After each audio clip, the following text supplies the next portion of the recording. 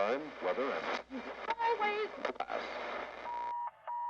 All units, code 44730 Crystal Springs Avenue. 4071, 4071, minus GMDT for all 90. Female white, 5'6" with red hair and bright black shirt. You have to have identified close by extension. What is done in darkness will eventually come to light.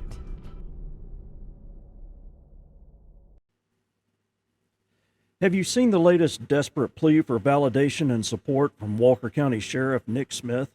I think what would help is because I got blistered pretty good. Our local paper ran something that was in the paper about this situation up in Arizona, and then our local paper here shared it.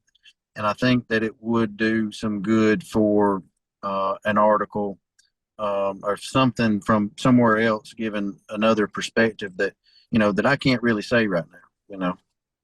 I will, like I said, anything you can do to help me, man, I would greatly appreciate it. Make sure I get a copy of that article that you want me to respond to.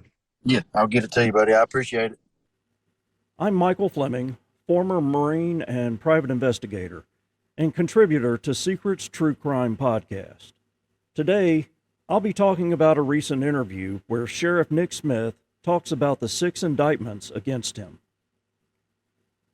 On July 8th, Nick Smith, the embattled sheriff of Walker County, Alabama, who is seeking re-election to a 3rd term, posted a link to a short article and an interview he participated in with the Constitutional Sheriffs and Peace Officers Association and their charismatic frontman, Sheriff Mack, from Arizona. The short interview with Nick Smith is the latest example of his desperate plea and use of lies, deception, and ignorance of the law in an attempt to remain relevant and retain his elected position, despite ongoing state and federal legal battles arising from his incompetence and failures, and the bridges he has burned with other elected officials in his county, as well as the county commission and the Civil Service Board. Before we dig into the meat of the interview, let's talk about what the Constitutional Sheriffs and Peace Officers Association is. According to groups like the Anti-Defamation League, the Southern Poverty Law Center, and even the Associated Press, the CSPOA is an anti-government extremist group that promotes the idea that county sheriffs have the authority to interpret and selectively enforce laws based on their own interpretations of the law. Legal experts describe the group's ideology as insidious and as promoting violent forms of extremism.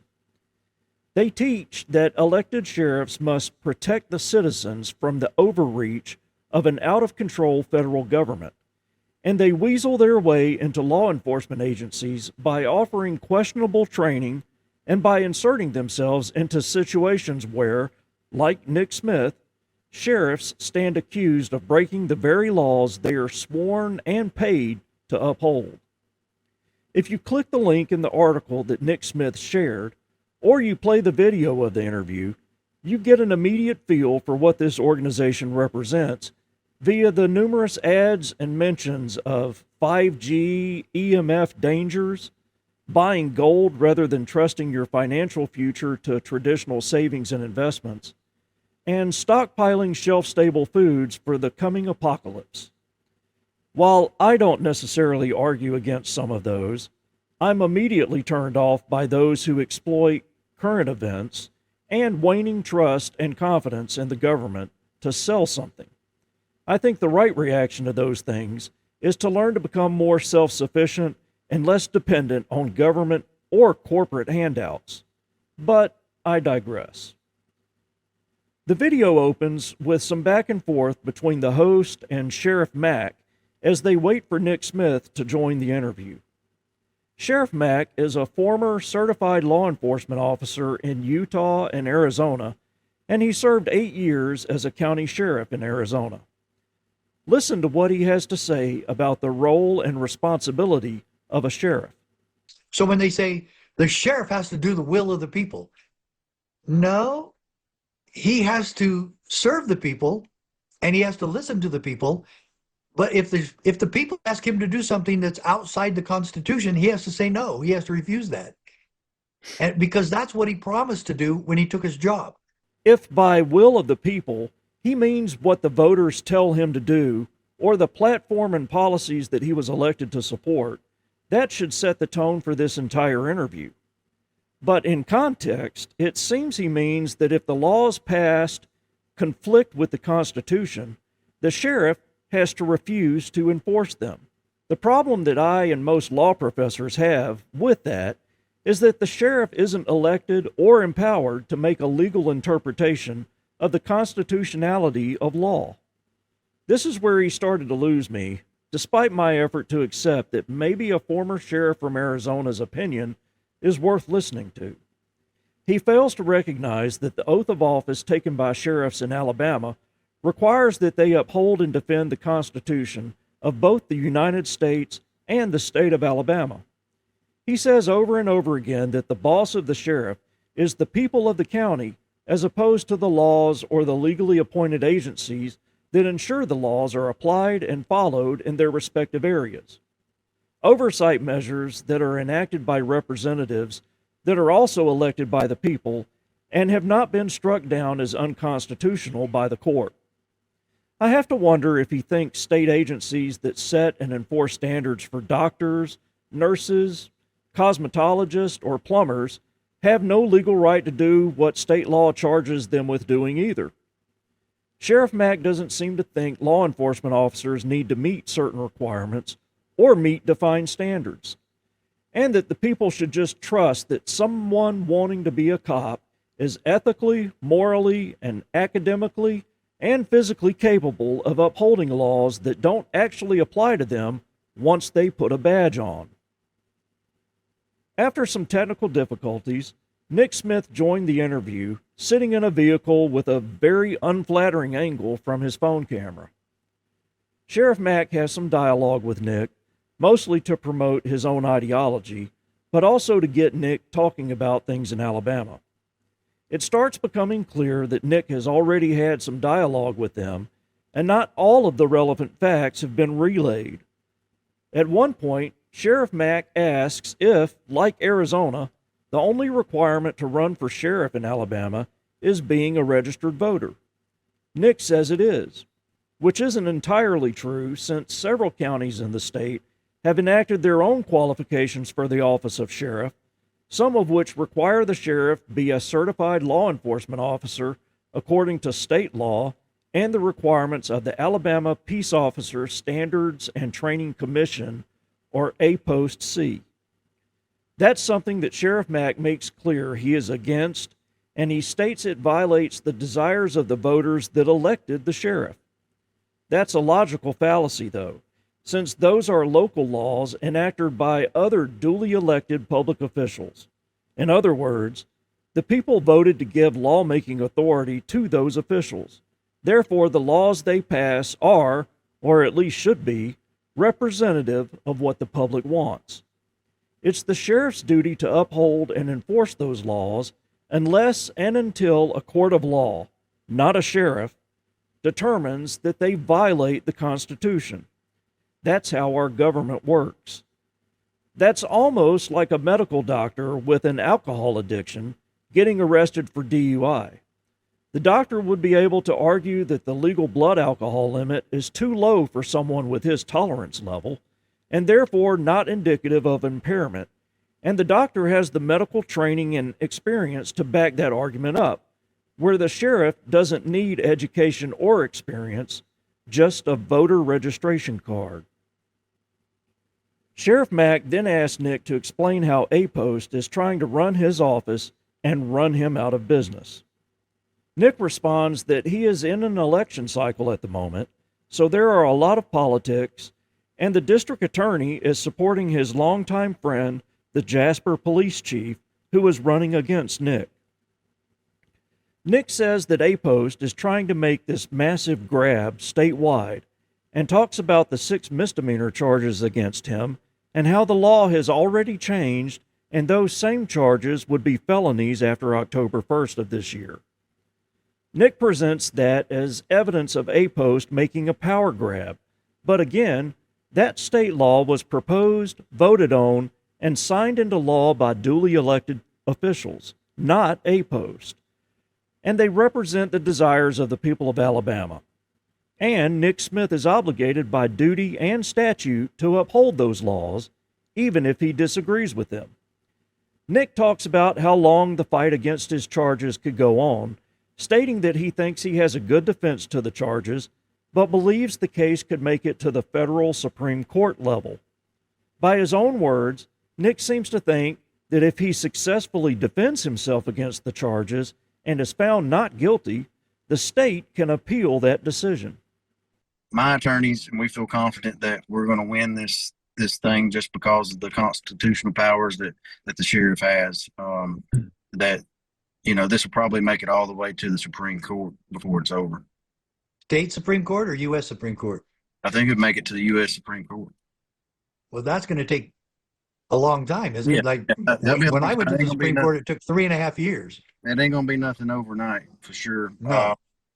Because I'm assuming that, when we have our trial for the 6 misdemeanors, if we win, a post and we'll appeal the decision, and then if we lose, we will appeal. So, of course, that's not how the justice system works, and you'd think a career law enforcement officer and 2-term sheriff would at least have a basic understanding of criminal law.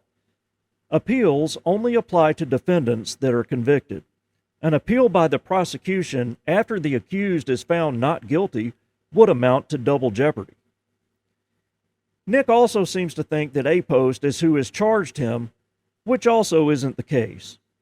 Based on A-Post's investigation, the district attorney took the 6 charges against Nick to a Walker County grand jury, and the grand jury, comprised of Walker County citizens, indicted Nick on those charges. Again, the people of Walker County voted to indict Nick on those 6 charges, not the DA, not A-Post, not the legislature or governor or anyone in D.C. We'll talk more about those 6 charges in a bit. Now listen to Sheriff Mack give Nick Smith what I would say is very poor legal advice while describing what Nick himself told the CSPOA was happening to him and actually admitting some of what he's been accused of in those 6 charges. A-Post cannot tell you what to do. They can be an advisory board and they can say these are the rules for peace officers, but you run your employees.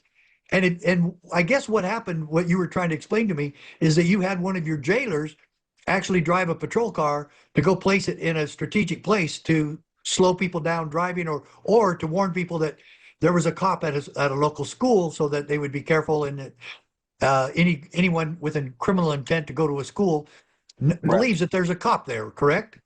So this hasn't been a problem. We've had an SRO program for the 8 years that I've been sheriff. You said SRO program? School Resource Officer program. And correct.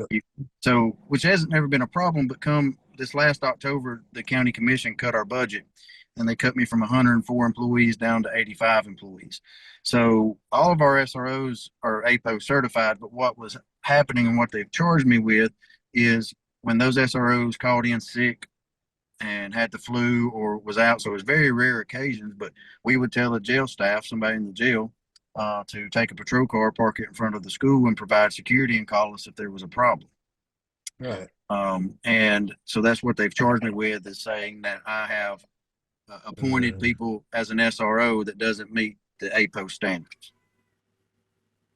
Did you hear that? He said all of his SROs are APO certified. This is a good time to remind everyone what Nick Smith has been charged with in those 6 misdemeanor indictments.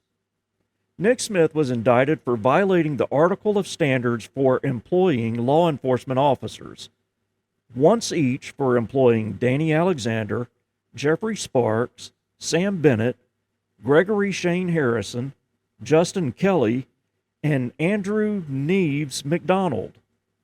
Remember, though, Nick told the CSPOA the charges were over him sending a jailer to provide security at a school in the event that an SRO called in sick. That doesn't match with any of the indictments, though.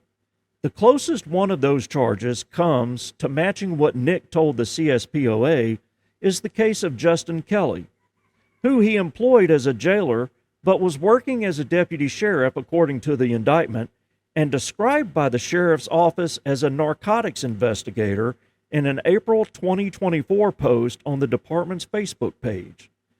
The indictment says nothing about Kelly being assigned as an SRO, though. It states that Nick allowed Kelly to wear law enforcement uniform and or clothing, insignia, identification, badge, issuance of a fully outfitted law enforcement patrol vehicle, allowing Kelly to carry a weapon, all while Nick Smith, the sheriff, had knowledge of Kelly's ineligibility to hold the position of a deputy sheriff due to him not being certified according to Alabama Code 362146 and violating 362150. 362146 of the Code of Alabama says no city, town, county, sheriff, constable, or other employer shall employ any applicant unless the person submits to the appointing authority an application for employment verified by affidavit of the applicant and showing compliance with the law's requirements for age, education, training standards established by APOST C, physical qualifications, and good moral character and reputation. 362150 of the Code of Alabama says any person who shall appoint any applicant who, to the knowledge of the appointer, fails to meet the qualifications as a law enforcement officer provided in Section 362146, or the standards, rules, and regulations issued by the Commission under this article, and any person who signs the warrant or check for the payment of the salary of any person who, to the knowledge of the signer, fails to meet the qualifications as a law enforcement officer provided in Section 362146, or any standard, rule, or regulation issued pursuant to this article, shall be guilty of a misdemeanor and, upon conviction, shall be subject to a fine not exceeding $1,000. Not to beat a dead horse, but it's critical to note that these indictments against Nick Smith are charges for him violating the laws of the state of Alabama, which he was elected to enforce. Also note that, contrary to what Sheriff Mack seems to think, these requirements in Alabama law do not circumvent or degrade any of the powers granted to the elected sheriff, since they apply only to law enforcement officers, which the sheriff is not considered to be, according to Alabama Code 362140, paragraph 4. But the sheriff's deputies are required to meet those qualifications. The indictment for employing Kelly is identical to the one for Smith employing Neves McDonald, who had his Arizona certification as a law enforcement officer suspended, apparently from an excessive use of force complaint where he put his service weapon to a female's head. Sheriff Mack states that Neves McDonald's certification was suspended for a year and there were no charges filed, which appears to be true. However, APOST's investigation showed that Neves McDonald was hired by Nick Smith and started working immediately as a deputy sheriff and answering calls for service in June of 2024. But the sheriff's office didn't report that he was hired for 22 days, when the requirement is to report within 10 days. Worse, the sheriff's office didn't submit Neves McDonald's certification application to APOST until the end of October 2024, just over 4 months after hiring him. When APOST started processing that application, they found that Neves McDonald's Arizona certification was suspended and that he was listed in the National Law Enforcement Decertification Index by Arizona Post. Based on those findings, the members of the Alabama Post Commission unanimously ruled on February 27, 2025, that Neves McDonald is ineligible for employment, appointment, or certification as a law enforcement officer in Alabama. Notification of those findings were sent via certified mail to both Neves McDonald and Nick Smith the following day, and the same notification was later hand-delivered on March 18, 2025, after the commission learned that Neves McDonald was still working as a deputy sheriff. The sheriff's office reported that Neves McDonald's employment had been terminated twice, but records with the Civil Service Board and Walker County Commission indicate that those reports were false. Finally, on March 27, 2025, Sheriff Smith sent a letter withdrawing Neves McDonald's application for A-Post certification, and Neves McDonald was again reportedly terminated on March 31, 2025. Sheriff Smith and his administration's actions, ignoring state law and the lawful decision of the A-Post Commission, led A-Post to a full investigation that revealed more violations of the Article of Standards for employing law enforcement officers, including the one for Kelly. The other 4 charges, those for Danny Alexander, Jeffrey Sparks, Sam Bennett, and dispatcher Gregory Shane Harrison, actually involved 2 violations of the law because the investigation revealed that none of them were certified as law enforcement officers, yet they were being used as deputies and school resource officers. Alabama Code Section 16-1-44.1 requires SROs be certified law enforcement officers according to A-Post C. Based on the Sheriff's Office's own posts to social media, both Danny Alexander and Jeff Sparks were assigned as SROs. Alexander to Carbon Hill and Sparks to Oakman Middle School. Danny Alexander was once a Jasper police officer, but was arrested for unlawful possession of a controlled substance, a felony charge, in October 2002, and he was indicted for the same by a grand jury in September of 2003. In April 2007, Alexander accepted a plea deal for the reduced charge of possession of drug paraphernalia, a Class A misdemeanor, and he was given a 12-month suspended sentence, 2 years probation, and a fine of $50. You heard me right. Smith assigned him as an SRO despite his criminal history. Yet Smith and the CSPOA seem to believe it is acceptable for a county sheriff to employ someone as a deputy or SRO without any rules or standards beyond the sheriff's own discretion. Sam Bennett started with the sheriff's office around the time Nick Smith first took office, and in 2022 was reassigned as a full-time process server. A-Post's investigation revealed that he was allowed to wear the uniform, badge, and insignia, drive a fully outfitted patrol car, and wear a weapon just like a deputy sheriff, and that he had performed duties consistent with those of an SRO, according to the indictment against Nick Smith. In the 2022 photo posted by the sheriff's office, where they announced he was the new process server, he can be seen in the full uniform, including his weapon and other law enforcement equipment on his belt. The remaining indictment against Sheriff Smith is in regards to his use of dispatcher Shane Harrison. Harrison at one point operated Nick's Good Morning program, where the sheriff's office would call elderly citizens to check on them. But in January 2025, Harrison was honored for protecting the Curry School campus, an incident that Nick talked about in the interview with Sheriff Mack. Now, one of the situations that they arrested me for or charged me with was the SRO at our school, Curry, had called in about an hour before work, said he had the flu. And so we sent one of those civilian employees to the school to man the front door.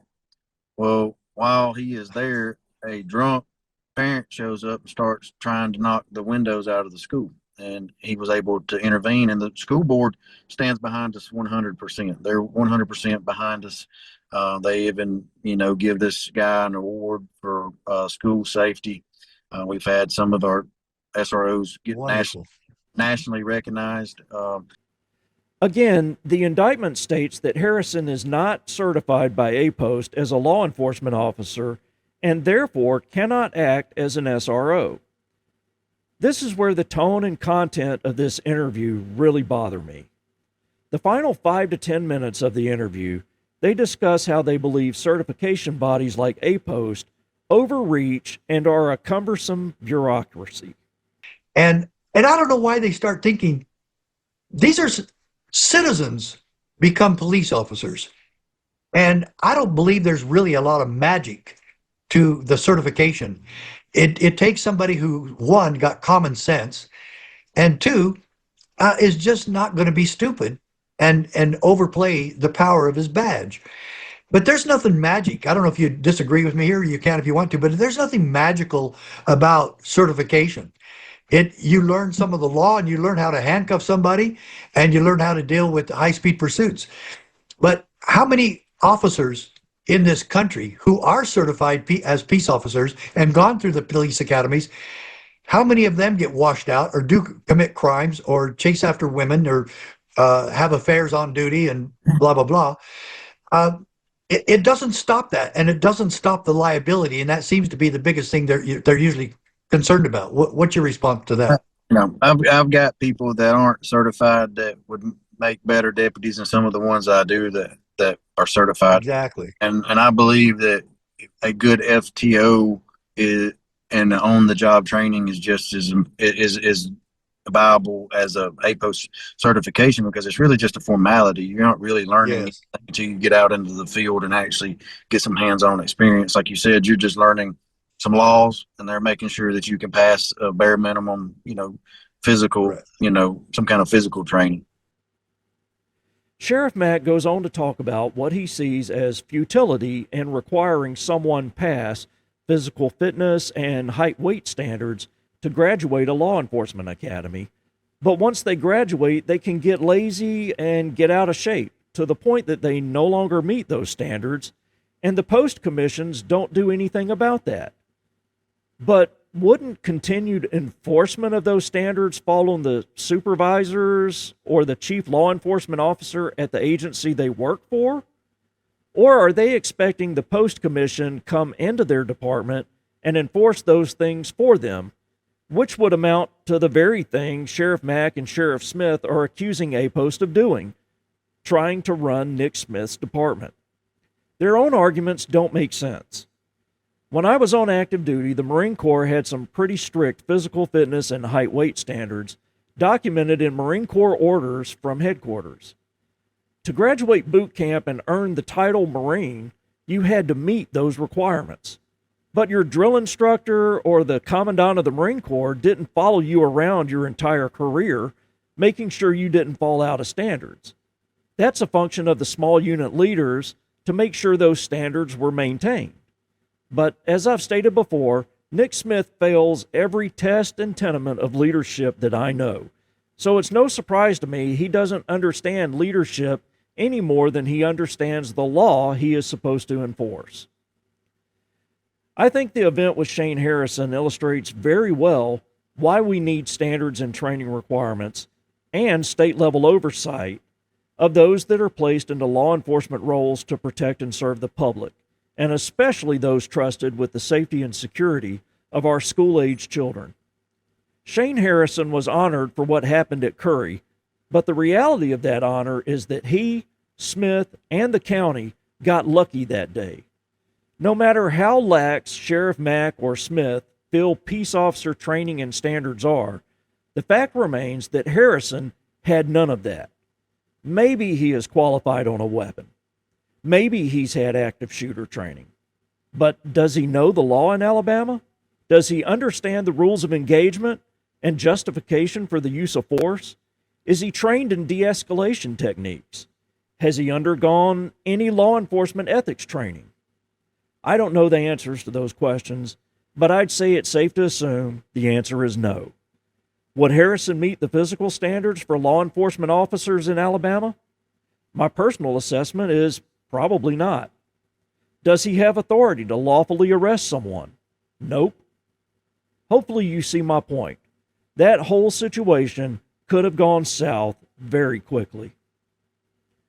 Nick Smith failed to inform his interview host of these details. Instead, he minimized the charges against him to gain support from CSPOA and Sheriff Mack while gaslighting the public. Despite what the CSPOA may preach, the role of law enforcement within the three branches of government is clearly defined in their name. They don't make the laws, they don't interpret the laws. They enforce the laws made by the U.S. and state representatives and senators and interpreted by the courts. Disagreeing with those laws is not justification for ignoring them, despite being an elected sheriff. His job is to follow the law. He can protest and appeal and even use his elected platform to garner public support to change the law, but he doesn't get to ignore or violate those laws without consequences. That is what Nick fails to realize. That isn't surprising when you realize that Nick Smith doesn't seem to know the laws as well as he probably should, and he clearly fails to realize that he is a prime example why we need laws that require law enforcement officers meet and be held accountable to standards and training. Be sure to go and listen to the full interview and let us know what your thoughts on this are. And be sure to follow Criminally Curious and Secrets True Crime on social media for continuing coverage of this and other true crime discussions. Thank you so much for listening today.